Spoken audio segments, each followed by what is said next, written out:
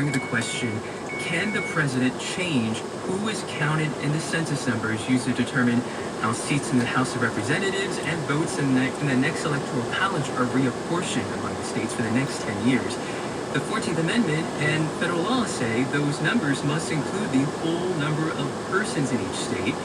President Trump put out a memo in July, and Trump considered a continuation of his fight for a citizenship question on the census. And this memo argues that as president, he has the discretion, he says, to leave out unauthorized immigrants from those census counts. 3 lower courts have disagreed. They've blocked Trump's memo because carrying out would break with the entire 230-year history of the U.S. Census, which has never excluded any person living in the U.S. based on immigration status. But Trump appealed that one of those rulings directly to the Supreme Court and asked the justices to squeeze in oral arguments before the end of this year. And why the last-minute hearing?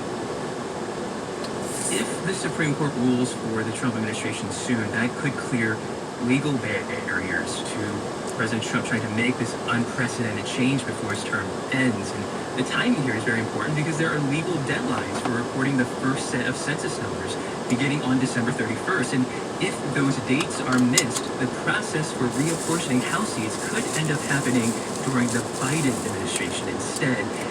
And, based on my reporting so far, it's looking like it will. Okay, Hansi, explain that a little bit more to me. Why is that? I recently reported that the Census Bureau found what it's calling processing anomalies in the census results, so it needs more time to run quality checks on the data. And I've confirmed that internally, the Census Bureau is now planning to finish putting together those first set of census results by January 26th at the earliest, which is almost 1 week after Inauguration Day. Right.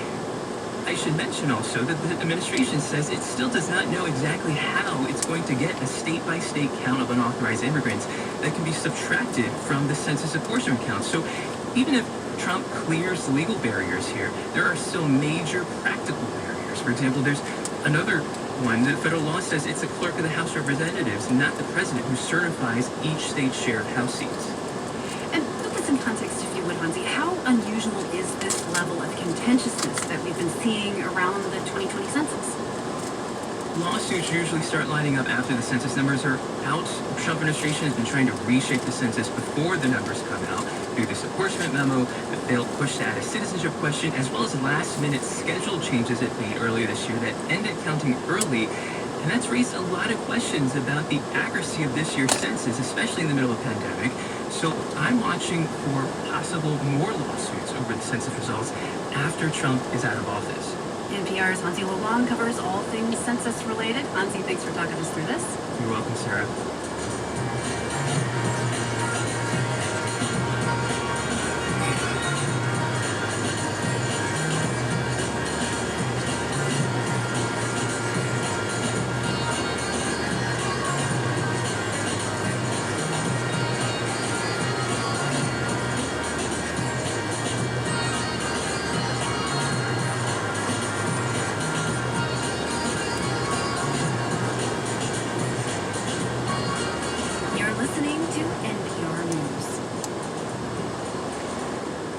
Concert venues across the country shut down when the pandemic hit in March, and they may be some of the last places to reopen if they reopen at all. Without those launching pads for young artists, it's going to be a huge loss in the creation of new bands. What the future looks like for the music industry are the next All Things Considered from NPR News. Tonight at 6 on WJCT News 89.9.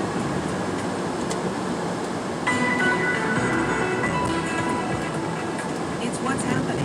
I'm Melissa Ross, and every weekday morning at 9 on First Coast Connect, we connect you to the top newsmakers and interesting people in this community, bringing you up to date on the issues and stories that affect your life.